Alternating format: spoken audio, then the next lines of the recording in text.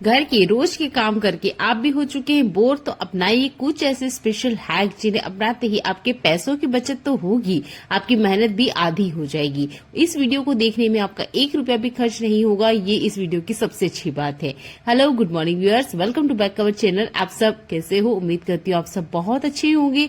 आज देखिए कुछ स्पेशल हैक जिन्हें अपनाते ही आपके बहुत सारे समय की बचत होने वाली है। पहला यूजफुल टिप मेरा किचन से आता है।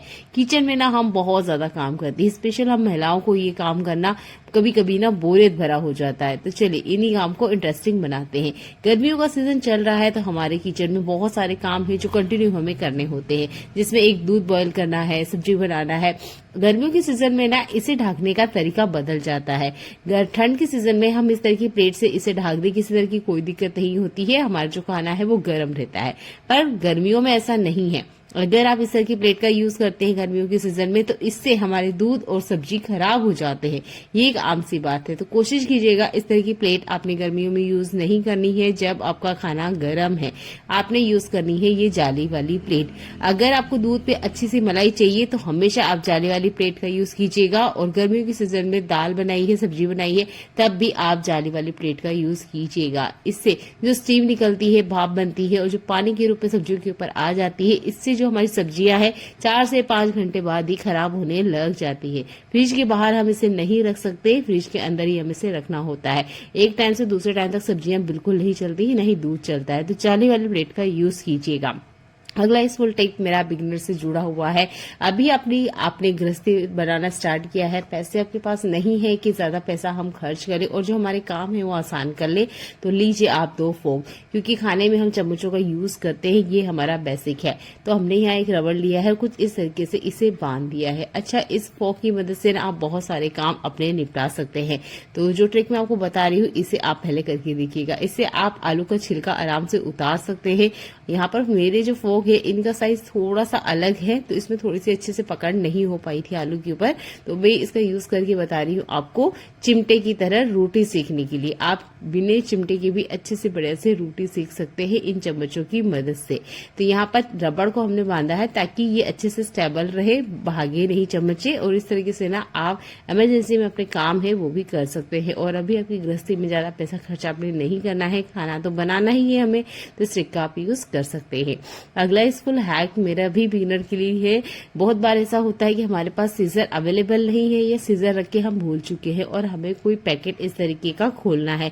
दिक्कत ये होती है इस प्लास्टिक के पैकेट को खोलने में, ये बहुत बार ना बिखर जाता है, या जैसे तैसे हम इसे खोलते हैं तो बहुत ज्यादा ना फट जाता है। तो देखिए एक ट्रिक मैं आपको बताती हूँ जिससे ये पैकेट बिखरेगा भी नहीं, आराम से खुलेगा और जितना आप चाहते हैं सिर्फ उतना ही खुलेगा और बिल्कुल आपको मेहनत नहीं करनी पड़ेगी। 2 कॉइन ले लीजिए, कोई सा भी कॉइन चलेगा, जिसे मैं आपको दिखा रही हूँ। जस्ट अपोजिट साइड में इसे लगाना है और जैसे हम वेफर को फाड़ते हैं बिल्कुल वैसे ही आपने फाड़ना है। यहाँ पे ऊपर की तरफ से ये नहीं हो रहा था, शायद यहाँ पे डबल बार सील किया होता है इसलिए शायद इस तरफ से नहीं हो रहा था। तो मैंने दूसरी तरफ से इसको इस तरीके से फाड़ने की कोशिश की और एक बार में नहीं हुआ, दूसरी बार में ये आराम से फट गया। सीजर के लिए हर बार सीजर किचन में अवेलेबल हो जरूरी नहीं है, बहुत बार हमें टाइम पे मिलता नहीं है, पर पैकेट तो हमें खोलना ही होता है। तो दांतों का गलती से मत यूज कीजिएगा, इस तरीके से आप कॉइन का यूज कीजिए और आराम से इसे खोल सकते हैं। उम्मीद करती हूँ ये वाला यूजफुल ट्रिक आपको पसंद आया होगा, क्योंकि किचन में अक्सर हमारे कॉइन्स रहते हैं। ये शायद इसलिए नहीं खोल पाया था क्योंकि यहाँ से ना अच्छे से बढ़िया से सील पैक किया हुआ था, शायद इसलिए यहाँ से नहीं खुल पाया। पर अगर आप कोशिश करेंगे तो यहाँ से भी बढ़िया आराम से खुल जाता है। मुझे आपको दिखाना था तो मैंने वीडियो को कट नहीं किया है और कॉइन की मदद से आपको इसे खोल के दिखाया है। ये ट्रिक भी आपको पसंद आया होगा। अगला यूजफुल है गर्मियों से ही जुड़ा हुआ है। बहुत बार हमारे किचन में ना 1-2 रोटी बच जाती है, ज्यादातर हम रोटी थोड़ी ज्यादा ही बनाते हैं ताकि खाने में आ जाए, फिर भी अगर 1-2 रोटी बच जाए तो इसे आप कैसे रखते हो? नॉर्मल हर घर में इसे कैसरोल में इस तरीके से रख दिया जाता है, अच्छे से पैक कर दिया जाता है। एक तो गर्मियों के सीजन में ना ये तरीका उल्टा काम करता है। ठंड के सीजन में हमारी रोटियां इसमें सॉफ्ट रहती है, पर गर्मियों के सीजन में उल्टा हो जाता है, ये रोटियां खराब हो जाती है। तो आपने क्या ऐसा करें कि कैसरोल में रोटी भी रहे और हमारी रोटी खराब ना हो? तो आप ले लीजिए चम्मच, हर किचन में बहुत आसानी से मिल जाती है। अपने चम्मचें रखनी है कैसरोल में, इसके अंदर हवा पास होनी चाहिए। अगर आप पूरी तरीके से इसे बंद कर देंगे ठंड में रोटियां सॉफ्ट रहती है और लॉन्ग टाइम तक चलती है, पर गर्मियों में रोटियां खराब हो जाती है, तो चम्मच का यूज जरूर करें। अगले यूजफुल हैक में मैं चाय पत्ती के बारे में आपको एक कमाल का हैक बताने वाली हूँ। तो ये जो चाय पत्ती है ना, मेरे पास एक्स्ट्रा रखी हुई थी, थोड़ा सा इसमें कलर ज्यादा ऐड है, इसलिए मैंने इस चाय पत्ती को पीने के लिए कभी यूज नहीं किया। मैं इसका यूज करती हूँ क्लीनिंग करने के लिए। मार्केट में आपको लो क्वालिटी में काफी सस्ते में चाय पत्ती मिल जाएगी, लगभग 250 से 300 ग्राम अपने किचन में जरूर रखें, ये क्लीनिंग में बहुत ज्यादा काम आती है। यहाँ पर लेना है हमने टूथपेस्ट। अच्छा, टूथपेस्ट व्हाइट है तो आपको बहुत अच्छा रिजल्ट मिलेगा। मेरे पास रेड वाला है तो मैं इसी का यूज करके दिखा रही हूँ। जो भी आपके पास अवेलेबल हो, बस टूथपेस्ट होना चाहिए, ठीक है। इसको भी हमने चाय पत्ती में इस तरीके से ऐड कर लेना है, थोड़ा सा पानी हमने मिलाना है और इसका ना एक बॉईल लेकर आना है। हमें यहाँ पर चाय को उबालना है और उसका कैफीन की हमें जरूरत है, ठीक है, चाय पत्ती की हमें जरूरत नहीं है। जब पानी में अच्छे से कैफीन घुल जाएगा और जो पेस्ट हमने ऐड किया है वो भी अच्छे से घुल जाना चाहिए। कुछ ही सेकंड्स में आप देखेंगे अच्छे से बॉईल आ जाएगा, दोनों चीजें अच्छे से मिक्स हो जाएगी। इसे हमने रूम टेम्परेचर पर लाके अच्छे से ठंडा कर लेना है। इसके बाद में चाहें तो आप यहाँ पे बर्तन लिक्विड इसमें ऐड कर सकते हैं, इससे अच्छे से बढ़िया झाग आता है। वैसे कोलगेट से भी अच्छा झाग होता है, पर थोड़ा सा विम लिक्विड या डिश जेल आप ऐड कर लेंगे तो ये और इफेक्टिव तरीके से काम करेगा। इसका यूज करेंगे हमारे किचन काउंटर पे। खाना बन जाने के बाद अक्सर हमारे किचन काउंटर की बहुत बुरी हालत होती है, तो हम ना इसे क्लीन करते ही हैं। तो इस बार आप इस चाय पत्ती वाले ट्रिक को यूज कीजिएगा। यहाँ पर हमने टूथपेस्ट ऐड किया है, तो जितने भी बैक्टीरिया है उनको मारने के लिए तो काम करता ही है। कैफीन जो इस चाय पत्ती में है वो सरफेस पे जितने दाग धब्बे हैं उन्हें अच्छे से क्लीन करता है। अच्छा, इस सॉल्यूशन का यूज सिर्फ आप स्टील के ऊपर ही नहीं, टाइल्स के ऊपर भी कर सकते हैं। कांच के लिए सबसे बेस्ट है। अगर किचन की जितनी भी क्रॉकरी है उसे क्लीन करने के लिए ये सॉल्यूशन सबसे बेस्ट है।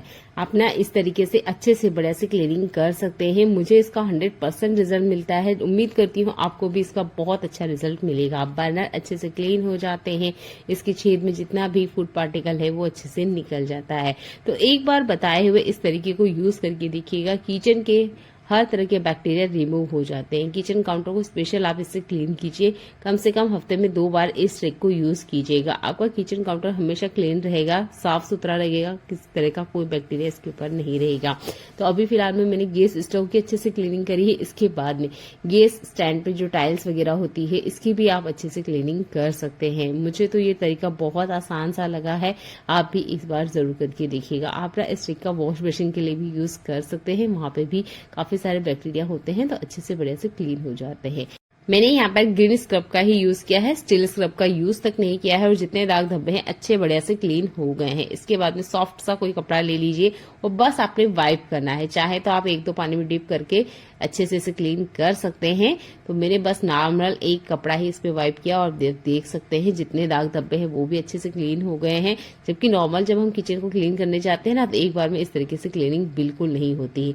ये देखिए आपके सामने ही मैंने किया है, कहीं वीडियो को कट नहीं किया है और एक ही बार में देखिए पूरा जो टाइल्स है जितना भी सरफेस है बहुत अच्छे से क्लीन हो गया है। ऐसा लगता ही नहीं है कि कुछ देर पहले ये काफी ज्यादा गंदा था। तो मुझे ये ट्रिक सबसे आसान लगा है और उसकी जो चमक है वो देखते ही आप बता सकते हो कि हाँ ये स्पेशल क्लीनिंग है। तो उम्मीद करती हूँ इस हैक को भी आप यूज करेंगे। दूध से अच्छी मलाई लाने के लिए अक्सर हम दूध को फ्रिज में रखते हैं और इससे मलाई भी ना बहुत अच्छे से बढ़िया आती है। दिक्कत तब हो जाती है जब इस मलाई को हमें निकालना होता है। मलाई ना चम्मच वगैरह से अच्छे से निकलती नहीं है, साइड कॉर्नर्स में काफी ज्यादा चिपकी हुई रहती है। फिर हमें ये बर्तन में धोने में डालनी होती है जिसका कभी यूज आता ही नहीं है और बर्तन धोने का जो लिक्विड है, साबुन है, वो भी बहुत ज्यादा लगता है। तो कोशिश कीजिएगा नाइफ आप लीजिए और इसके साइड कॉर्नर में बस आप घुमाइए, आप देखेंगे जितनी भी मलाई है ना वो सारी की सारी बहुत आसानी से छूट जाएगी। आपने चम्मचों का भी यूज करके देखा होगा पर इतनी आसानी से ना मलाई निकल के आती नहीं है क्योंकि वो बहुत ज्यादा चिपचिपी होती है और कॉर्नर में अच्छे से चिपक जाती है। तो जब भी आप मलाई निकालते हैं इस चाकू वाले ट्रिक को यूज कीजिएगा। कोशिश कीजिएगा इस चाकू से आपने सब्जियां फ्रूट नहीं काटनी है क्योंकि हम इसे दूध में डीप करते हैं। तो अलग से इस चाकू को रखिए, जब भी आपको मलाई निकालना है इस चाकू का आप यूज कीजिएगा। बहुत मोटी परत मलाई की निकल के बाहर आती है, जरा सी भी मलाई आपकी वेस्ट में बिल्कुल नहीं जाएगी। मौसम कोई सा भी हो, सर्दी हो, बारिश हो या गर्मी हो, रोटी हमारे घर में जरूर बनती है। अच्छा, इस रोटी को बनाने के लिए गर्मी में एक ट्रिक है जो कि स्पेशल है। इसे आप अपनाते हैं तो आपका आटा तो सॉफ्ट होता ही है। अगर आप इसे आधे घंटे किचन काउंटर पे छोड़ भी देंगे ना तो आपका आटा खराब नहीं होगा। स्पेशल गर्मी की ट्रिक है, तो जरूर देखिएगा। हमें लेनी है आइस ट्रे। तो लगभग आधे घंटे पहले मैंने इस आइस ट्रे के अंदर बर्फ जमाया था। अभी पूरी तरीके से जमा नहीं है, पर हाँ, ये इतना ठंडा हो चुका है जितना कि मुझे चाहिए था। तो हमें एकदम चिल्ड वाटर चाहिए, जो कि आप फ्रीजर में से निकालें या फिर इस तरीके से बर्फ की ट्रे में से बर्फ का भी यूज कर सकते हैं। तो यहाँ पर थोड़ा सा क्यूब बन चुके थे और निकालते निकालते ये मेल्ट होने लग गए थे। तो हमें एकदम ठंडा सा चिल्ड वाटर चाहिए। इससे हम आटा लगाएंगे। इससे जो आपका आटा है वो बहुत आसानी से तो लगता ही है। ठंडा ठंडा पानी हमने इसमें यूज किया है। तो देखिए, हर अनाज की ना अपनी एक गर्माहट होती है, पर ये जो गेहूं का आटा होता है ना, इसमें तो बहुत ज्यादा गर्मी होती है। गर्मियों के सीजन में अगर इसे हम लगाकर किचन काउंटर पे आधे घंटे के लिए भी छोड़ दें तो आधे घंटे के बाद में ही ये फर्मेंट होने का काम करना स्टार्ट कर देता है, यानी कि आपका आटा खराब होने लग जाता है। तो कोशिश कीजिएगा गर्मियों के सीजन में आप ठंडे पानी से आटा लगाएं। अगर आधे घंटे तक भी किचन काउंटर पे आटा आपने छोड़ दिया ना तो आपका आटा बिल्कुल भी खराब नहीं होगा। तो जब भी आप आटा लगाएं गर्मियों के सीजन में, इस ट्रिक को यूज करें कि आप बिल्कुल ही चिल्ड वाटर या बर्फ वाले पानी का यूज करें आटा लगाने के लिए। ये गर्मियों का स्पेशल हैक है, जरूर यूज करके देखिएगा। गर्मी आते ही ये जो चावल होता है ना, इसमें भी बहुत जल्दी से घुन और जाले पड़ने लग जाते हैं। जैसे कि मैंने कहा, हर अनाज की अपनी एक गर्माहट होती है और गर्मियों के सीजन में स्पेशल ये प्रॉब्लम होती है कि इसमें कीड़े और घुन लग जाते हैं, ज्यादातर जालियां पड़ना स्टार्ट हो जाती है। तो आप ले लीजिए लौंग। मैं यहाँ चावल पे यूज करके दिखा रही हूँ, आप इसे दाल के लिए भी यूज कर सकते हैं, गेहूं रखने के लिए भी यूज कर सकते हैं। ठीक है, तो जब भी आप मार्केट से लेकर आ रहे हैं, चावल है, गेहूं है, आटा है या किसी भी तरह का कोई अनाज है, आपने लौंग की पोटली बनाना है। ये चावल है, इसमें अलग से दिख जाएगा, तो मैं पूरी तरीके से इसी तरीके से लौंग डाल रही हूँ। कोशिश कीजिएगा आप अगर किसी और चीज में इसे डाल रहे हैं तो छोटी सी कॉटन एक पोटली बना लीजिए, उसके बाद में आप लौंग रखिएगा। इसकी स्ट्रॉन्ग स्मेल किसी भी कीड़े को बिल्कुल ज्यादा पसंद नहीं आती है, जाले वगैरह बिल्कुल नहीं पड़ेंगे। आप मसाले दाने में भी लौंग रख सकते हैं, क्योंकि मसालों में भी अक्सर जाले हो जाते हैं। तो स्पेशल हैक है, जरूर यूज करके देखिएगा। अगला यूजफुल हैक भी बहुत ज्यादा काम आने वाला है। जैसे कि ठंड ऑलमोस्ट खत्म हो चुकी है, हमारे घर में ना बहुत सारे जुराब निकले होंगे। ठंड के सीजन में अक्सर हम 24 घंटे जुराब पहन के रखते हैं, तो काफी सारे जुराब मेरे पास भी रखे हुए हैं। तो इसमें से एक जुराब का यूज करके मैं बता रही हूँ, क्योंकि मिसिंग पेयर है, ऊपर से ये फट भी चुका है। तो यहाँ पर ना मैं इस तरीके से इसको कट कर रही हूँ। आपने पूरे जुराब को इस तरीके से कट कर लेना है, पतली पतली सी स्ट्रिप आपने निकाल के रेडी कर लेना है। अब आप सोच रहे होंगे ये क्या चीज है, किस तरीके से ये हमारे काम आएगी, तो वीडियो को कंटिन्यू देखते रहिएगा। यहाँ करीबन 7 से 8 मैंने इस छोटी छोटी स्ट्रिप्स निकाली है और ये हमारे काम आएगी, हमारे जो चार्जर वगैरह होते हैं ना, इसको अरेंज करने के लिए। अच्छा, जितना भी हम कोशिश कर ले, ये चार्जर वगैरह जो होते हैं ना, ये आपस में उलझ जाते हैं, या कोई सा भी वायर जो भी हमारे घर में है, प्रेस का हो सकता है, वॉशिंग मशीन का हो सकता है, या किसी भी चीज का वायर, ठीक है, उसको अरेंज करने के लिए आप इस रबड़ का यूज कर सकते हैं। अगर आपके पास अभी फिलहाल में कोई रबड़ नहीं है तो पुराना जुराब जरूर घर में होगा, या मिसिंग जुराब तो जरूरी होगा, उसको आप कट कर लीजिए और इस तरीके से जितने भी वायर्स है इनको अच्छे से आप इकट्ठा करके रख सकते हैं। तो ये आसान सा तरीका है, जरूर यूज करके देखिएगा। जब भी आपको लगे कि चार्जर बहुत ज्यादा मैसी हो चुके हैं तो इस ट्रिक को यूज कीजिएगा। वैसे भी हमारे घर में ना काफी सारे वायर्स होते हैं जिनका हमारे डेली लाइफ में यूज होता है, या टीवी के आसपास भी आपने देखा होगा काफी सारे वायर्स होते हैं। तो इस तरीके से जो भी वायर्स आपको लगता है कि बिखर रहे हैं या देखने में अच्छे नहीं लग रहे हैं, उन सबको फोल्ड करने के लिए आप इस मिसिंग जुराब का यूज कर सकते हैं। आपके सामने ही मैंने यहाँ 3 चार्जर को इस तरीके से रबड़, या ये जो बोल सकते हैं जो हमने काम चलाऊ रबड़ बनाया है जुराब से, इसको मैंने अच्छे से लगा के आपको दिखाया है। तो उम्मीद करती हूँ इस हैक को आप पसंद करेंगे और अच्छे से आपके जो चार्जर है ना, ये अरेंज होके रह जाएंगे। कोशिश कीजिएगा जब भी आप चार्जर को काम ले लें उसके बाद में इसके अडेप्टर को ना अलग करके रखें, हमेशा इसके साथ रख के ना रखें। इससे क्या होता है कि ये बहुत ज्यादा मुड़ता है और जल्दी से खराब हो जाता है। तो हमेशा इस अडेप्टर को अलग निकालें और चार्जर को अलग अच्छे से अरेंज करके रखें। तो ये वाला ट्रिक भी उम्मीद करती हूँ आपको पसंद आया होगा।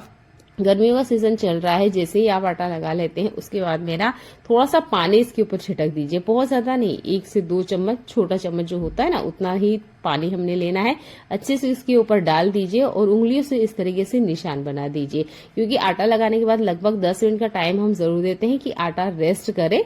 तो उस टाइम ना आपने पानी जरूर डालना है। हम जैसे ही सोने जाते हैं या हमें थोड़ा सा आराम फरमाना होता है, हम तकिए का यूज करते हैं, हम इसे यूज करते रहते हैं, पर शायद ही इसके ऊपर कभी ध्यान देते हैं। तो गर्मियां भी काफी ज्यादा हो रखी है, तो आप क्या कीजिए कि रात को जब आप यूज कर ले तकिए का, तो अर्ली मॉर्निंग आप इसे धूप में डाल दीजिए। दिन में 2-3 बार इसे पलट दीजिएगा, आप देखेंगे ये अच्छे से ना फिर से स्पंजी हो जाएंगे। जो बिल्कुल पतले से हो गए थे ना, वो अच्छे से स्पंजी हो जाएंगे। और ये ट्रिक यूज करते वक्त इसका कवर मत निकालिएगा। कवर को हम धो सकते हैं, पर बिना कवर के आप इसे रखेंगे तो ये गंदे हो सकते हैं। तो इस ट्रिक को इस गर्मियों के सीजन में जरूर अप्लाई करके देखिएगा, आपके तकिए बिल्कुल वैसे ही हो जाएंगे जैसे कि हम इसे मार्केट से लेकर आते हैं। लॉन्ग टाइम हम इसे यूज करते हैं तो इसका जो स्पंज है वो काफी हद तक दब जाता है और ये फुला फुला भी नहीं रहता है, बैक्टीरिया फ्री भी आराम से हो जाएगा।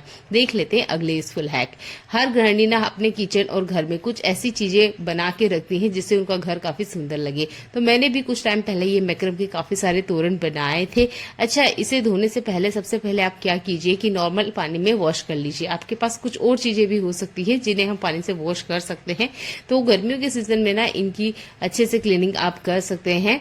वैसे तो मैं हर महीने ही क्लीनिंग करती हूँ, पर गर्मियों के सीजन में भी अगर आप इसे क्लीन करते हैं तो कुछ सावधानी हमें जरूर रखनी चाहिए। इसके जो कलर होते हैं ये बहुत ज्यादा डार्क होते हैं। अगर आप इसे डार्क धूप में रखेंगे तो ये ना खराब हो जाते हैं। एक बार ये गलतियां मेरे साथ हो चुकी है, तो आप इस तरह की गलती बिल्कुल ना दोहराएं। पहले नॉर्मल पानी से आप इसे वॉश कर लीजिएगा। अब आप ये कमेंट मत कीजिएगा कि आपने इसे पानी से धोया है, ऐसा नहीं। आप चाहें तो बाद में इसे शैम्पू से भी अच्छे से क्लीन कर सकते हैं, पर नॉर्मल पानी से जब हम इसे धोते हैं तो काफी सारी धूल मिट्टी तो ऐसे ही निकल जाती है। शैम्पू से इसलिए इसे धोना है ताकि इसका जो शाइन है ना वो बरकरार रहे, क्योंकि ये जो मैक्रम का सामान होता है या इस तरीके से लाइलॉन के धागे से जो भी चीजें हम बनाते हैं ना, इसकी शाइन ना टाइम के साथ खत्म हो जाती है, पर शैम्पू में आप धोते हैं तो शाइन वापस से बढ़िया से आ जाती है।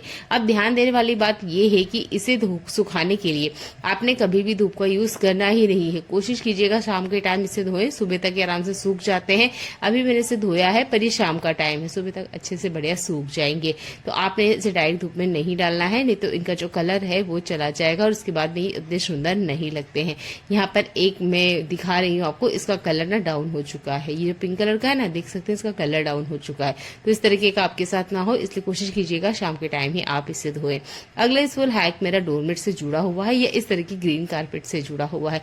ये आज के टाइम पे आपको हर घर में मिल जाएगा। जैसे हम इसको यूज करते रहते हैं तो इसके अंदर ना काफी सारी गंदगी इकट्ठा हो जाती है। ज्यादातर जो रुए वगैरह होते हैं ना, उसे निकालने में दिक्कत होती है। झटकने में से इसकी रेत वगैरह तो निकल जाती है, पर जो रुए होते हैं वो नहीं निकलते हैं। इसके लिए हम ब्रश का यूज तो कर नहीं सकते, तो आप ना एक पुराना कॉन्ग ले लीजिएगा और इस कॉन्ग को इसके ऊपर घुमाएंगे ना, तो आप देखेंगे इसके ऊपर जितने भी रुए लगे हुए हैं ना, वो बहुत आसानी से कॉन्ग की मदद से बाहर आ जाएंगे।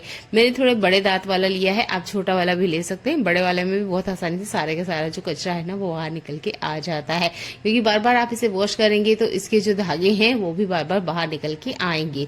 तो कोशिश कीजिएगा आप महीने में 2 ही बार इसे क्लीन करें पानी से, और बाकी जब आप इसको क्लीन करना हो तो कंघी का इस्तेमाल कीजिएगा। इसके ऊपर जितना भी डस्ट लगा हुआ है या जो भी रुए जैसा लगा हुआ है वो सारा का सारा ना बाहर आ जाएगा। उम्मीद करती हूँ ये वाला हैक आपको पसंद आया होगा। कोशिश कीजिएगा गर्मियों के सीजन इसे भी आपने डायरेक्ट धूप नहीं दिखाना है, नहीं तो इसका कलर फेड हो जाएगा और ये जो रुए है ना बहुत आसानी से, मतलब कि जैसे ही आप धूप में डालेंगे ना एक ही दिन में सारे के सारे खराब हो जाते हैं। तो आपने इसे धूप में नहीं छाव में सुखाना है। 10-15 मिनट में ही इतनी गर्मी हो रखी कि आराम से ये सूख जाएगा। और देखिए कॉन्ग को किसी तरह का कोई नुकसान नहीं होता है। अच्छे से आपका जो ग्रीन कारपेट है अच्छे से बढ़िया से क्लीन हो जाता है। आपके घर में भी इस तरह का अगर खाट है तो इस गर्मियों के सीजन में आप इसे अच्छे से क्लीन कर ले। अभी बीच में ना 2 बार बारिश हो चुका है अप्रैल के महीने में, और ये बाहर ही रखा हुआ था जिसकी वजह से ये गंदा भी हो चुका था। तो मुझे इसे क्लीन करना ही था, इसमें से बैड स्मेल आ रही थी।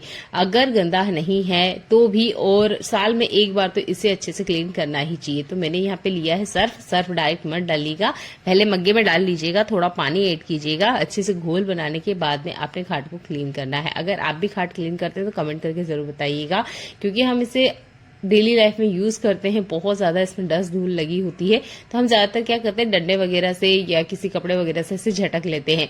पर साल में 2 बार आप इस ट्रिक को जरूर अपनाइएगा कि आपने पानी से अच्छे से क्लीन करना है और आपने इसे तभी साफ करना है जब अच्छे से कड़क धूप आ रखी हो। ठीक है, ज्यादा देर ये गीला रहेगा तो इसमें सड़न लगने के चांसेस होते हैं क्योंकि ये लोहे के बने होते हैं। तो अभी के टाइम में ना काफी ज्यादा गर्मी हो रखी है, तो मैंने इसे क्लीन किया है और उसके अंदर की जितनी भी बैड स्मेल है वो भी रिमूव हो चुकी है। गीला करने के बाद मैंने जो सर्फ का लिक्विड बना के रेडी किया है इसको मैं इसके ऊपर फैला दूंगी और इसे साफ करने के लिए आप कपड़े धोने वाला जो ब्रश है उसका यूज कर सकते हैं। मैंने इसे करके देखा, अच्छे से बढ़िया क्लीन हो गया है। अगर आपको लगता है कि इसमें से फिर भी बैड स्मेल आती है तो आप यहाँ शैम्पू को भी एक मग्गे में घोल सकते हैं, जितना कि एक बार भी हम शैम्पू लगाते हैं, और उसके बाद में इसके ऊपर आप अच्छे से अप्लाई करके ब्रश से घुमा दीजिएगा। खुशबू भी अच्छे से बढ़िया आ जाएगी, बैड स्मेल भी खत्म हो जाएगी और जितनी भी धूल मिट्टी लगी हुई ना वो भी बढ़िया से साफ हो जाएगी। बस ध्यान आपने ये रखना है कि जब कड़क से धूप आ रखी हो ना तभी आपने इसे सफाई करनी है। जब धूप ना हो या छांव हो उस टाइम तो गलती से मत कीजिएगा, नहीं तो ये सड़ जाएगा और फिर आप मुझे कमेंट करोगे कि ये तो एक अच्छा तरीका नहीं है। जब भी मैं इसे क्लीन करती हूँ कोशिश करती हूँ कि धूप अच्छे से बढ़िया आए और लगभग 1 घंटा भी टाइम नहीं लगता है और जो बेल्ट वगैरह है ना अच्छे से बढ़िया से सूख जाते हैं। बढ़िया से अच्छे से आप इसे क्लीन कर सकते हैं। और आपने देखा होगा घर में छोटे बच्चे हैं ना तो सुसु वगैरह कर देते हैं। मेरा बच्चा मात्र 3 साल का है, काफी बार वो इस तरीके से कर देता है इसके ऊपर सुसु, क्योंकि काफी टाइम हम इसका यूज करते हैं। तब तो आपने इसे जरूर क्लीन करना चाहिए, घर में छोटा बच्चा है तब। अगला यूजफुल हैक मेरा छलनी से जुड़ा हुआ है। ये जो इस तरह की छलनियां होती है ना हम इसमें काफी टाइम यूज लेते हैं, पर बहुत बार ना ये स्टेबल नहीं होती, यानी ये रुकती नहीं है। जैसे ही हम इसके अंदर कुछ भी डालने जाते हैं, जूस वगैरह या पानी वगैरह या कुछ भी जब हमें स्टैंड करना होता है तो ये टिकती ही नहीं है, रुकती ही नहीं है। इसकी वजह से क्या होता है, जो भी हमें स्टैंड करना होता है वो सारा का सारा वापस मिल जाता है। जैसे कि आप चाय ही छान रहे हो तो सोचिए अगर चाय पत्ती में वापस अगर चाय में मिल गई तो हमारा काम तो बिगड़ ही गया। तो ये तो एक बेकार सा तरीका हो गया। पर आप एक चम्मच की मदद से इसे ठीक कर सकते हैं। आपने चम्मच को इस तरीके से छलनी पे लगा देना है। इसके बाद में किसी भी बर्तन पे आप इसे रख दीजिएगा। ये छलनी गलती से भी गिरेगी नहीं। आप चाय छानिए, जूस छानिए, जो भी आपने स्टैंड करना है वो आप आराम से कर सकते हैं। मैं बड़े छलनी के ऊपर करके दिखा रही हूँ क्योंकि इसमें चम्मच अच्छे से रुक गई थी। और इस तरह की छोटी छलनी का यूज करते हैं हम गिलास वगैरह के लिए, तब भी आप आराम से चम्मच का यूज करते हुए जो भी आप स्टैंड कर रहे हो आसानी से हो जाएगा। और ये जो छलनी है बिल्कुल भी अपनी जगह से नहीं खिसकने वाली है। बहुत बार ये प्रॉब्लम्स होती है, बिगनर्स को तो स्पेशल होती है, तब आप ये चम्मच वाली ट्रिक को यूज कीजिएगा। देख लेते हैं आज का अगला यूजफुल हैक। जैसे ही गर्मी आ रही है हमारे घर में फ्रूट्स बहुत ज्यादा आते हैं और गर्मियों में सबसे ज्यादा दिक्कत होती है, एक बारीक वाली मक्खी होती है, बहुत छोटी होती है, राई के दाने से थोड़ी सी बड़ी होती है। वो जैसे ही हमारे किचन में कुछ भी मीठा हो या इस तरीके से फ्रूट का छिलका हो या सब्जियों का ही छिलका क्यों ना हो, इसके आसपास ना भिन-भिनाने लग जाती है। वो मक्खी मच्छर इतनी बड़ी नहीं होती, दिखाई तक भी नहीं देती, बहुत छोटी साइज की होती है, पर वो इस तरीके से फ्रूट वगैरह के छिलके के या सब्जियों के छिलके के आसपास भागती है। तब ना आप एक काम कीजिए, गर्मियों के सीजन में तो आप कंटिन्यू हर डे इस ट्रिक को यूज कर सकते हैं कि एक धूप बत्ती आप जला लीजिएगा। आप गीली वाली यूज करते हो या सूखी वाली, कम से कम 10 मिनट के लिए आप इसे किचन में जरूर जला के रखें। ये जो बारीक वाली मक्खी होती है ना, जो स्पेशल हमारी आंखों में चुभती है या हमारी आंखों के आसपास भागती है, क्योंकि इसी तरीके से खाने पीने की चीजें ऐसे मिलती रहती है तो किचन से बाहर बिल्कुल नहीं जाती है। पर अगर आप 10 मिनट भी पूरे किचन में धूप बत्ती को जला के रखते हैं तो आप देखेंगे कि ये जो बारीक मक्खी है आराम से भाग जाती है। इस धूप बत्ती का यूज करते हुए मैंने एक प्रॉब्लम को फेस किया कि ये ना कहीं पे भी रुक नहीं रही थी, यानी कि आप फ्लोर पे या टाइल्स पे इस तरीके से लगाते हैं तो ये अपनी जगह पे रुकती नहीं है। तो इसको मैं एक जगह रोकने के लिए एक काम कर रही हूँ, आप भी इसे कर सकते हैं। तो ये गीली वाली धूप बत्ती है, मैंने इसमें अगरबत्ती का बचा हुआ लकड़ी का टुकड़ा इस तरीके से लगाया है। अगर आपके पास अगरबत्ती का बचा हुआ टुकड़ा नहीं है तो आप माचिस का यूज कर सकते हैं। इसके अंदर इस तरीके से आपने इंसर्ट कर देना है। इसके बाद में लेना है आपने अगरबत्ती का स्टैंड, या नॉर्मल कहीं होल वगैरह हो उसमें भी आप लगा सकते हैं। और इस तरीके से अगरबत्ती के स्टैंड में आप लगा देंगे तो ये देखिए आराम से इसके ऊपर लग जाएगी। और ये जो धूपबत्ती है ना, जिसको लगाने की हमें दिक्कत होती है, ये आराम से इसके ऊपर बैठेगी। अच्छा, इसे यूज करते वक्त क्या होता है कि इसमें से काफी सारी ना राख भी निकलती है, तो ये राख फैल जाती है, फिर हमारा क्लीनिंग का काम बढ़ जाता है। तो आप चाहते हैं पेपर भी रख सकते हैं या इस तरीके से किसी कटोरी वगैरह को नीचे बेस में लगा दीजिएगा। जितना भी इसका राख वगैरह होगा वो सारा का सारा इसी के अंदर आएगा। तो देखिए यहाँ हमने धूप बत्ती तो जलाई है पर हमारा किसी तरह का कोई काम नहीं बढ़ा है। छोटे छोटे टिप्स है पर इसे अप्लाई करते हुए आपको धूप बत्ती को यूज करने में किसी तरह की कोई दिक्कत नहीं होगी। गर्मियों के सीजन में हम व्हाइट कपड़े जरूर पहनते हैं, ये देखने में लाइट लगते हैं, और कॉटन के हो तो बहुत अच्छी बात है। तो देखिए इन सफेद कपड़ों को हम पहनते तो जरूर है, पर बहुत बार ऐसा होता है कि हमने इसे पहना, गंदे नहीं हुए और हम सोचते हैं अगले टाइम भी हम इसे यूज कर ले, पर यूज कर नहीं पाते क्योंकि पसीने की वजह से इसमें बहुत ज्यादा बैड स्मेल आती है या हमें पसीना आता है। तो उससे पहले भी आप इस ट्रिक को यूज कर सकते हैं। आपने लेना है कोई भी खुशबूदार टेल्कम पाउडर। कपड़े को पहनने से पहले आप क्या कीजिए, इस पर टेल्कम पाउडर अच्छे से लगा लीजिएगा। ये ट्रिक आपने सिर्फ व्हाइट कपड़ों के ऊपर ही यूज करना है, ठीक है। कलरफुल कपड़ों पे मत कीजिएगा, नहीं तो पाउडर के दाग आ जाएंगे। तो इस तरीके से आप जो व्हाइट कपड़े हैं उसके ऊपर लगा लीजिए। इस पे आप पहनेंगे तो आप देखेंगे जो कपड़ों में पसीने की वजह से बैड स्मेल आती है ना, वो बिल्कुल नहीं आएंगे और अगली बार भी आप इस तरह के कपड़ों को पहन सकते हैं। बच्चों की जो व्हाइट ड्रेस है उसके लिए भी आप इस टिप को यूज कर सकते हैं। तो यहाँ पर ये मेरे हस्बैंड का शर्ट है जिन्हें वो 2 दिन चला लेते हैं इसी ट्रिक से। तो जब अगर आप कपड़े पे ना कर पाए तो जब आप इसे वेयर कर रहे हैं आप अपनी बॉडी पे भी टेल्कम पाउडर को लगा सकते हैं और इस तरीके से इन शर्ट को आराम से 2 दिन आप चला सकते हो। आप इस ट्रिक को ब्लाउज के लिए भी यूज कर सकते हैं। ब्लाउज वगैरह जब हम पहनते हैं ना तो आपने देखा होगा काफी बार ना पसीने के निशान रह जाते हैं बाजू के साइड में, तो आप ना ये निशान बने ही नहीं, इसके लिए ना आप टेल्कम पाउडर का यूज कर सकते हैं। तो ये भी आप ब्लाउज पहनने से पहले आप जरूर यूज करके देखिएगा और कोशिश कीजिएगा आप लाइट कलर की ब्लाउज पे ही इस ट्रिक को यूज करें। ब्लैक या जो डार्क कलर है उस पर मत अप्लाई कीजिएगा, नहीं तो ब्लाउज पे निशान आ जाएंगे। तो उम्मीद करती हूँ ये छोटे छोटे हैक आपको पसंद आए होंगे। अगला यूजफुल हैक मेरा ब्लाउज से जुड़ा हुआ है। इस तरह के ब्लाउज ना हम डेली लाइफ में यूज नहीं करते हैं, जब हमें कहीं बाहर जाना होता है या पार्टी वगैरह में जाना होता है तभी हम यूज करते हैं इस तरह के हैवी ब्लाउज को। तो बहुत बार ऐसा होता है, कभी कभी तो 6-6 महीने तक ये यूज में ही नहीं आते हैं, तो हम इसी तरीके से रख देते हैं। आप देखते हैं फिर जब हमें इसे यूज करना होता है तो इसके हुक सड़ चुके होते हैं या किसी वजह से दाग धब्बे इसके ऊपर आ जाते हैं। तो इससे पहले मैंने टिश्यू पेपर का भी ट्रिक आपको बताया था और न्यूज पेपर का भी बताया, पर दोनों ही ट्रिक में मैंने देखा है कि 3 से 4 महीने बाद ही जंग आना स्टार्ट हो जाता है। तो आप कोशिश कीजिएगा टिश्यू पेपर और न्यूज पेपर की बजाय आप प्लास्टिक का यूज कीजिए। आज के टाइम पे ना हर चीज आपको प्लास्टिक के अंदर मिलेगी। आप कुछ भी खरीदने जाइए आपको उस पे प्लास्टिक का कवर जरूर मिलेगा और सालों तक चीजें टिकी रहती है, बिल्कुल खराब नहीं होती है। सिमिलर इसी ट्रिक को आप यूज कर सकते हैं ब्लाउज के हुक के लिए भी। आप अगर 2 साल बाद भी इस ब्लाउज को उठा के देखेंगे ना तो आप देखेंगे बिल्कुल भी जंग नहीं लगेगा, और अगर जंग लगता भी है तो वो पूरे के पूरे कपड़ों में बिल्कुल नहीं फैलेगा। तो उम्मीद करती हूँ ये छोटा सा हैक आपको पसंद आया होगा। इस ब्लाउज की फोल्डिंग को आप ध्यान से देखिएगा, यहाँ पर इसके पीछे लेस है, तो मैं इस तरीके से बस छोटा सा बड़ा बड़ा ही इसे फोल्ड कर रही हूँ और ये जो लेस है ना इसका हमने यूज करना है। जैसे कि हम किसी रस्सी वगैरह को बांधते हैं ना, बिल्कुल उसी तरीके से अपोजिट साइड हमने इसे घुमाना है और एक नोट लगा दीजिएगा। अब ये ब्लाउज में बिल्कुल नहीं खुलने वाला है। तो ज्यादातर ब्लाउज में इस तरीके की लेस होती है, इसका आप अच्छे से यूज कर सकते हैं। देखने के लिए धन्यवाद।